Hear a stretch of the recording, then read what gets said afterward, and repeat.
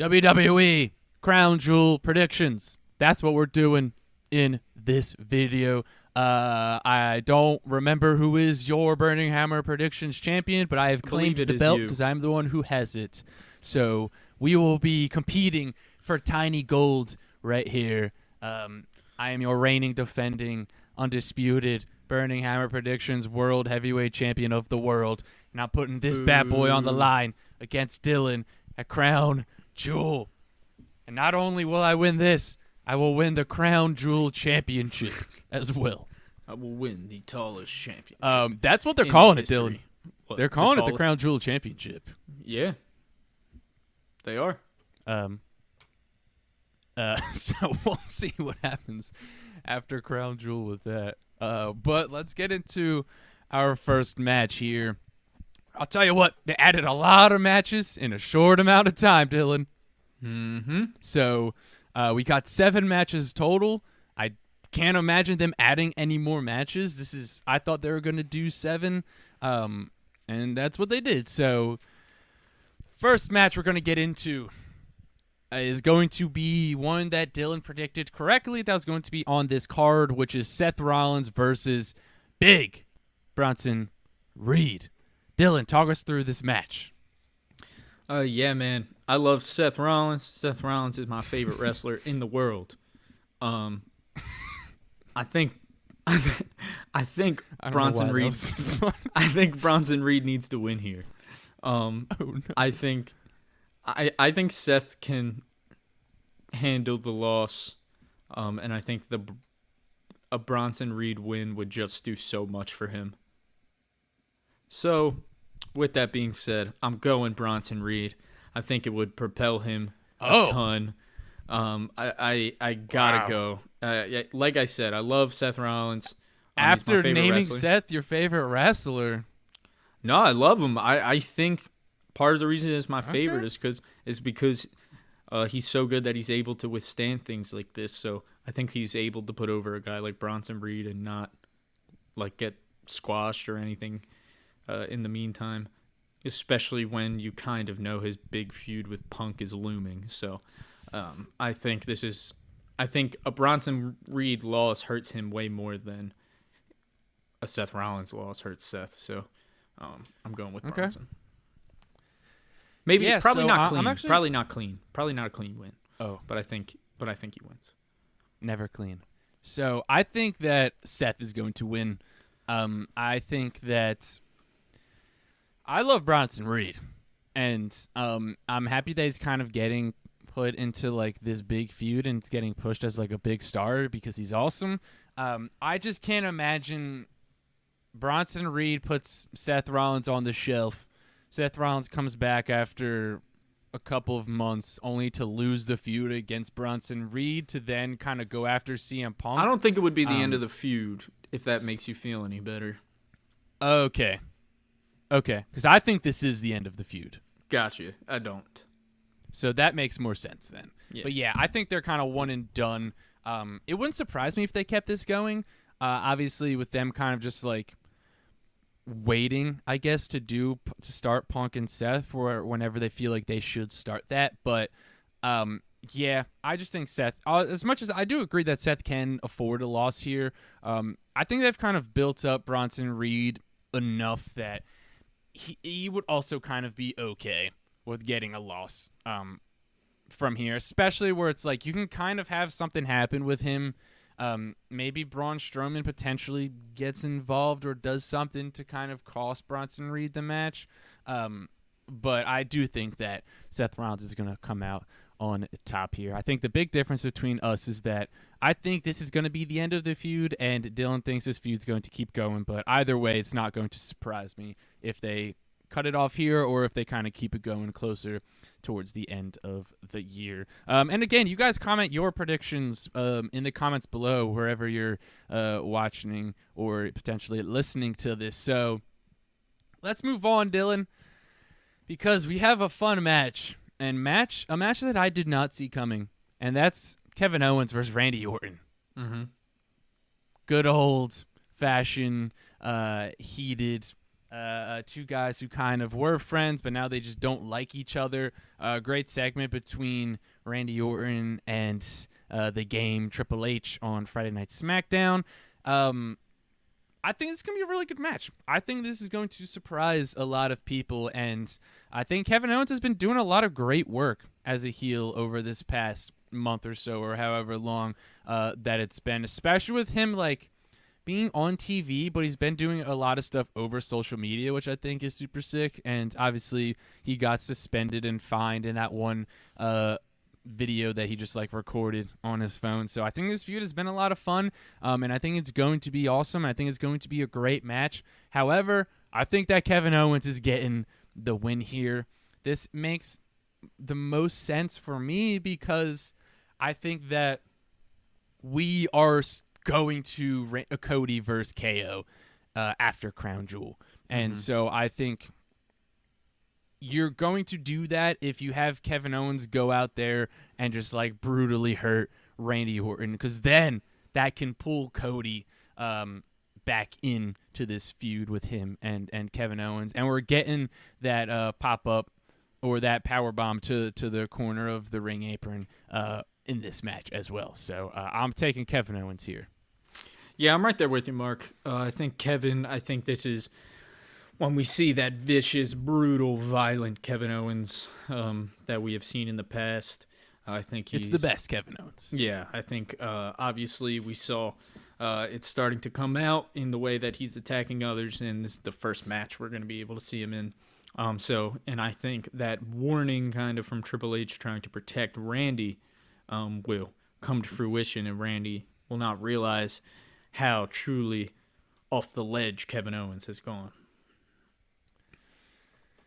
Yeah, so, I mean, we're both taking Kevin Owens there. I think this match is going to be a lot of fun. So, next up, we have the Women's Tag Team Championships are on the line. You have your champions, Bianca Belair and Jade Cargill, are defending their titles against Chelsea Green and Piper Niven, against Damage Control's Io Sky and Kairi Sane, and against Jakara Jackson and Lash Legend in a fatal four-way tag team match. This one, I think, is very, very interesting because I can legitimately see either one of these teams winning this match, and I think that's what makes multi-person tag matches a lot of fun, is it opens up a ton of possibilities. But who do you think's walking out of here as your women's tag team champions, Dillon? I think the titles stay on Jade and Bianca for right now. I think okay. I do think Jade and Bianca will lose the titles and go on to feud and then have a WrestleMania match. I feel very confident about that. But I do think here they retain the titles. Maybe some cracks start to show. Maybe they almost lose. I'm not sure, but I do think that they hold on to them here. Yeah, so this one was a tough one for me to kind of figure out what they're going to do because, like I said, I could see either one of these teams winning, but I'm actually going to take Chelsea Green and Piper Niven to leave here. I think that obviously Chelsea Green is one of your bigger stars along with Jade and Bianca, and I just think with the way they've been treating the women's tag titles is that teams tend to lose them sooner rather than to hold on to them for a long time. I don't know how long Jade and Bianca have held the titles for, but they hate to have long title runs with the women's tag team championships. So, and obviously I feel like some big stuff is going to happen because it's Crown Jewel and because Saudi Arabia is paying them $250 million to hold a show there. So I think that we're going to get a big title change, and that being Chelsea Green and Piper Niven coming out on top here. So let's move on to another title match, Dillon, because this is another one that we talked about in our match card predictions video, and that's the United States Championship match, which is your champion, LA Knight, defending his title against Andrade and Carmelo Hayes. So, man, this one is tough because, oh, man, I'm going to choose LA Knight to retain here because I think they have that story of Andrade and Melo probably getting too focused with each other, and then I think LA Knight's going to kind of sneak out the pin or the win with like a roll-up pin situation here. But I think this match is going to be a lot of fun. I think this is one that is going to surprise people with just how good it is, and because you have 3 really good wrestlers. Like I don't think Andrade gets enough credit for how good he is, and obviously Carmelo Hayes is really good in his own right, and he is a star waiting to kind of be made whenever they decide to do that. So it wouldn't surprise me if Andrade or Melo win, but I think that with how over LA Knight was, I think it was Night of Champions is when he wasn't on the card, but they were kind of chanting him in the I don't know if it was the pre-show or the press conference, but they were going nuts for him. So I think he's going to get a big win. Finally, LA Knight's on a paper or a PLE here. So I'm choosing LA Knight. What about you, Dillon? Yeah, I'm going to go with LA Knight as well. I think, I'm right there with you with what you said. I think Melo and Andrade are going to get a little bit too distracted with one another, which is going to allow LA Knight to pick up the victory. But I did want to point out that finish to that match in Game 7 of Melo and Andrade that set up this triple threat, where LA Knight pretty much, I'm just saying it was some heelish behavior. Saying keep a lookout. That's all I'm saying. Okay. From the special guest referee. I will say I don't think it was super out of character for LA Knight. It was a thing. He didn't want to be the special guest referee. They kind of like made Aldis kind of made him. And I also want to go on and once again point out that Nick Aldis is the best GM, or the best authority figure on TV in wrestling right now. Probably because of him being so jacked and the fact that he was like very recently wrestling. But you know what I mean? When he gets into arguments and stuff with his wrestlers and talks to him, it doesn't, you know what I mean? It just feels a lot more real because he can hold his own, and you know what I mean? And it's, I know Pierce is also a former wrestler and stuff, but I think he's older and you know what I mean. So I just wanted to point that out, like that interaction between Aldis and LA Knight, where Aldis is like, nice. Well, you want to make it about you? Good. You got both of them then. Like he's just like very. All this is just doing a very good job.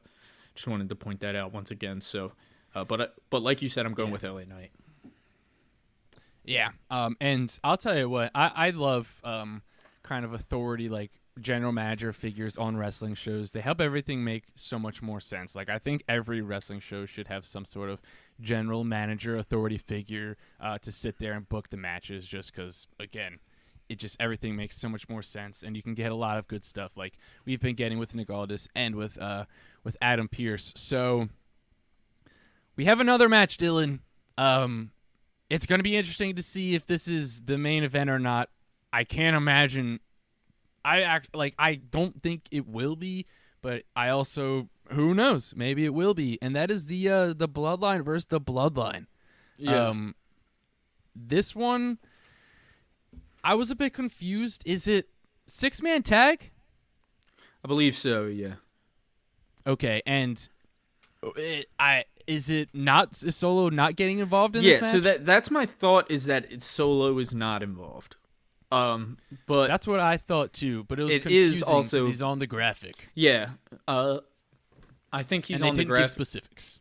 Yeah, they didn't give specifics. I would assume that Solo will be ringside. Because I think I don't think Solo's in the match because they had it like the Roman and his bloodline versus like Solo Sikoa's bloodline. Yeah, that's so it's just kind of like the wording of it. And it also it just makes more sense for him to send his people out there to do the battle.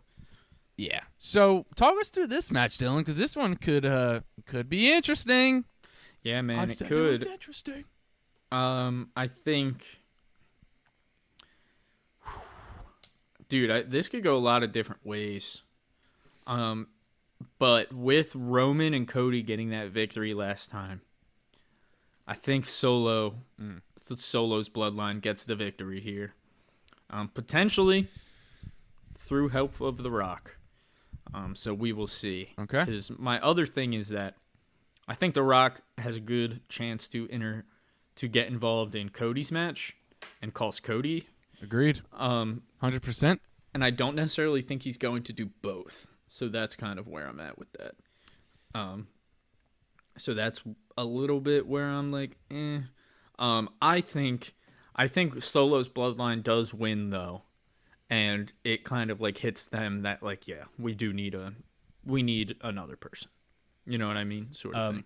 Yeah, I fully agree. I think that's the situation. Yeah, I mean, I'm taking. I agree. I think that Solo's bloodline is going to get the win here, and I think it's like I think you hit the nail on the head with them. It's still the numbers are going to be too much, and I think that's then when they're going to kind of have to figure out what they're going to do with Sammy, because obviously Sammy's getting into some stuff.